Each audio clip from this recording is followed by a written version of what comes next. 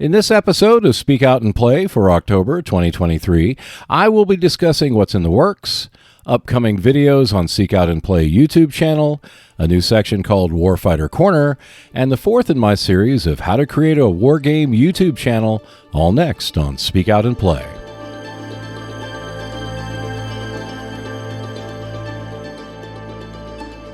Hello and welcome to Speak Out and Play, a monthly podcast from the creator of Seek Out and Play YouTube channel, which just happens to be me. I created the podcast channel to provide another outlet for producing content that I hope will be useful for you. As with any ongoing process, it will change over time as I get better. Well, at least I hope I get better at doing this. So let's get started with what's in the works for the Seek Out and Play YouTube channel in the upcoming months.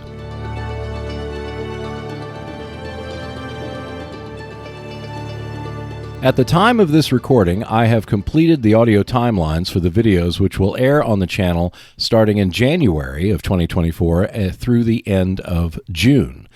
This does not include the Thrilling Tales videos which I produce each month. I've completed recording the narration and created a timeline that includes sound effects and music, which means that when I start shooting later this month, I will just need the video part to add to the timeline and the videos will be complete. This is a time saver as I put together each video in pieces. It allows me to be a little bit more creative in how I shoot the video and not be in a great rush to get it all completed. It's a process that I will cover later in this podcast in how to create a YouTube channel. But basically what I do is I divide up writing the scripts, recording the narration, assembling the timeline, and finally shooting the video to make it simpler and easier to put each video together.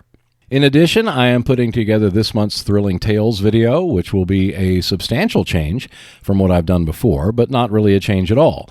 Since I started my YouTube channel back in 2019, I have created an after-action report for the old out-of-print Uquinto game, Attack of the Mutants.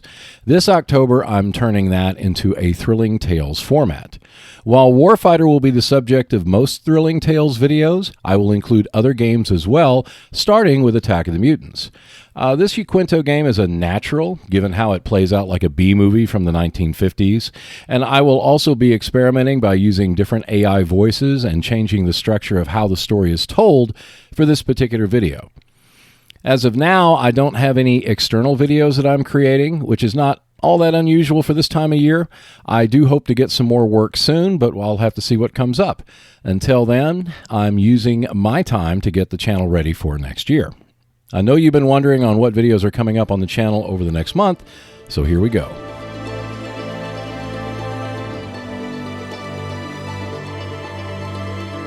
On October 18th, 2023, I will have a Warfighter expansion unboxing for Castle Frankenstein.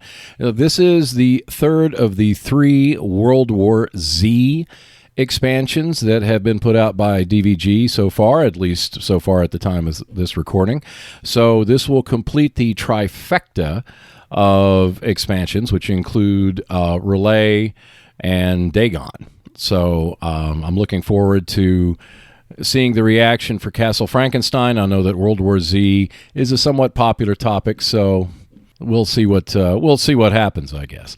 The following week on October 25th, the last Wednesday in October, I will have, as I mentioned before, Attack of the Mutants, done Thrilling Tales style. Every year I do an after-action report, and I've tried to improve it every year, so hopefully this one will work a little bit better. We'll see. I mean, it was a great game. It came right down to the wire, and so it made for a really interesting radio presentation, which is what I do with Thrilling Tales. On November 1st, I will put out a Warfighter Quick Start Guide. This is a guide to new players who want to get a jump start on Warfighter. It explains exactly what you need to know to get started, so it's short, to the point. And, hopefully it gives you a launching point if you've been considering Warfighter. So this is basically for the World War II versions and the modern version for Warfighter. It's a great quick start guide, and it covers the basic rules for that. And then on November 8th, it's another unboxing. This time it's Operation Granby. And we get out of World War II and advance to the modern day, basically, at least go up a few decades for this unboxing. So I do have Warfighter, I got all the Warfighter core sets. So this was a fun unboxing to do, so I hope you enjoy it. And as you can see, the 3 out of the next 4 videos are going to be on Warfighter, but that will change a bit for the rest of the year. There'll still be at least 1 Warfighter video per month. However, there will be more videos on Upfront and other games as well. But speaking of Warfighter, let's talk about this game a little bit more in our next segment, Warfighter Corner.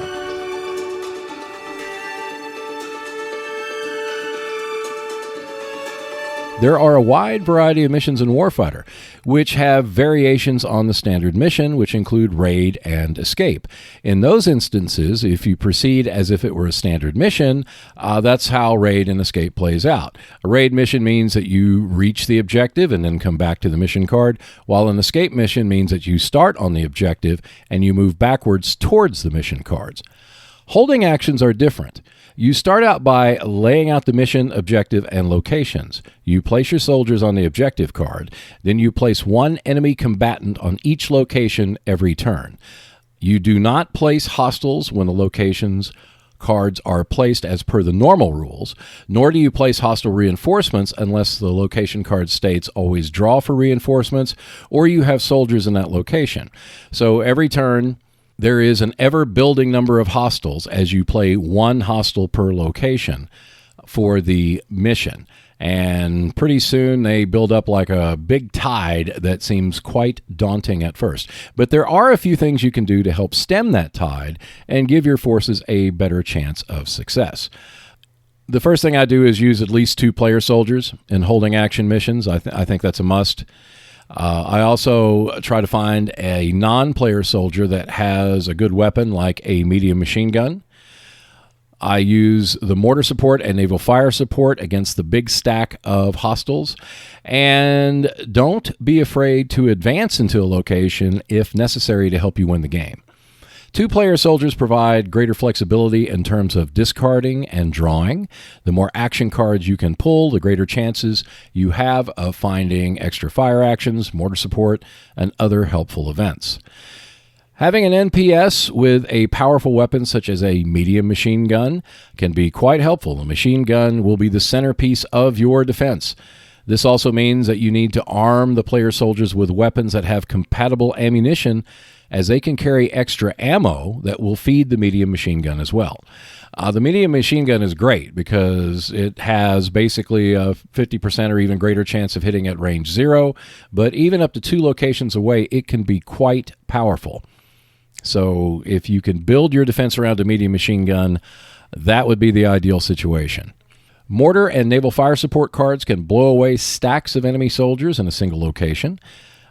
So try to hang on to them as long as you can, as long as practical, so that you can knock down those big stacks. Keep in mind that the movement rules in which hostiles must exceed the location entry cost by 2 plays a role in this, because quite often this will bunch hostiles together in a single location. And when that happens, that's when you unleash the mortar or the naval fire support card.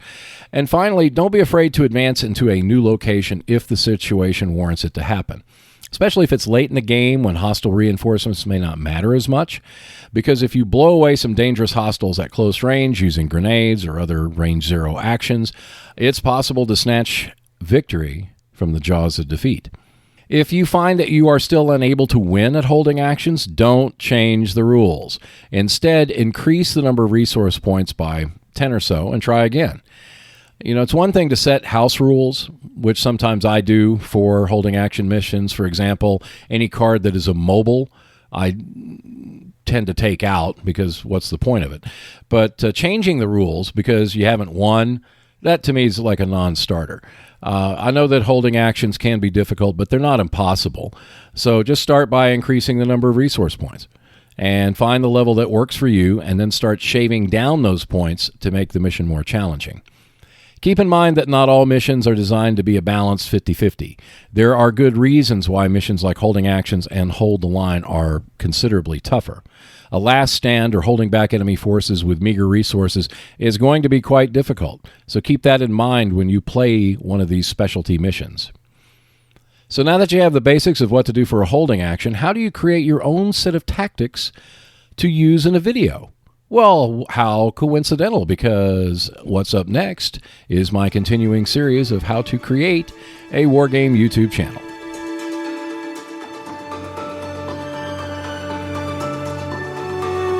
I've already covered the basics in the first 3 parts of the series. From now on, I'll just give some tips. One way to do that is by separating the audio production from the video production. And while that may sound like double the work, it really brings about better results and in less time than you might think.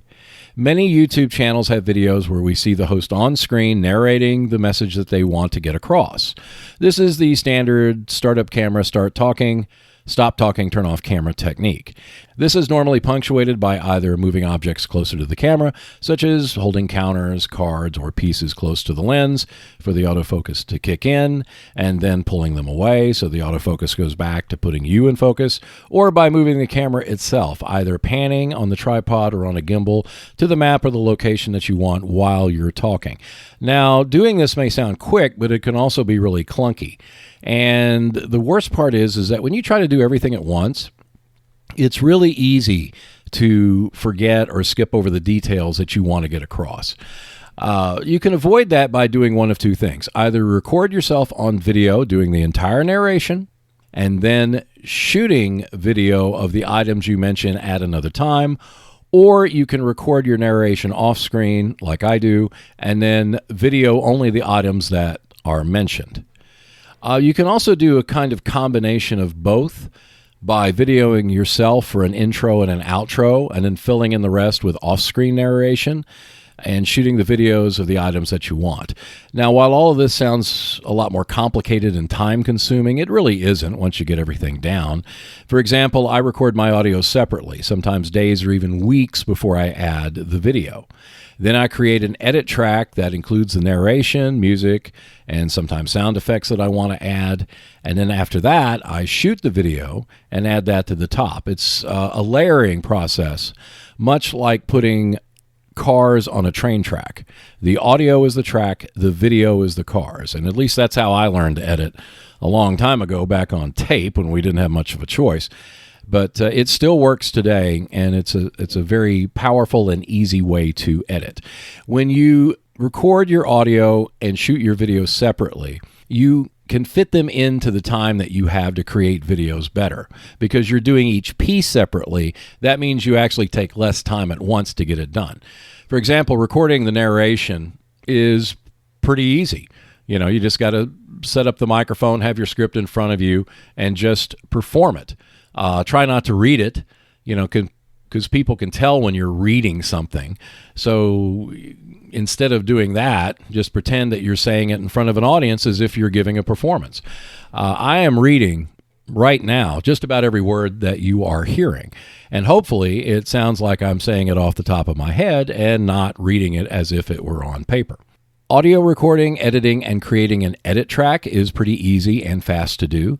For example, for one of my 3-minute videos, it generally takes me about 10 minutes to record and then edit the narration. That way I can remove any mistakes, fumbles, curse words, screaming, yelling, all that stuff that I do that you don't hear.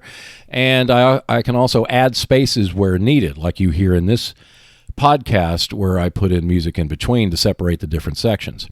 But the most important aspect is that by doing it off camera like this, I can make sure I get everything I want to mention into the podcast or narration.